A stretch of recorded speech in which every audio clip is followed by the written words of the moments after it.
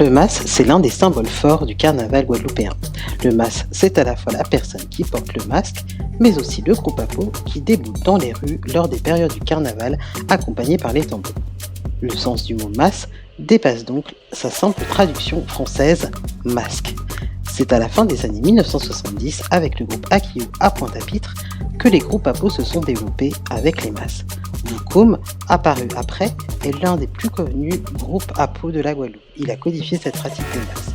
Le mas est avant tout une reconnexion aux origines avec la création des tenues et des mises en scène lors des déboulés.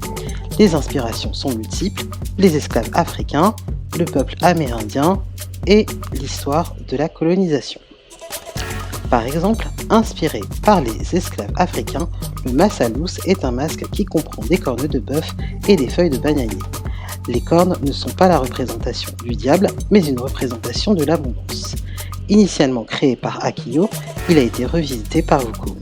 Les cornes rappellent celles du diable rouge de la Martinique et le costume celui de Marianne Lapofigue de la Martinique. Contrairement à ce qu'on peut entendre parfois, ce ne sont pas des rites diaboliques, il s'agit d'un héritage ancestral africain, comme on l'a évoqué dans la vidéo consacrée au carnaval de la Martinique.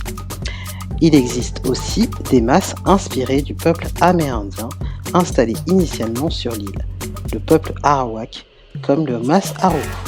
Les carnavaliers s'enduisent d'huile de roucou. Certains considèrent que le mas est une prière. D'ailleurs, l'encens utilisé par les groupes est destiné à chasser les énergies négatives, un autre héritage de la spiritualité africaine.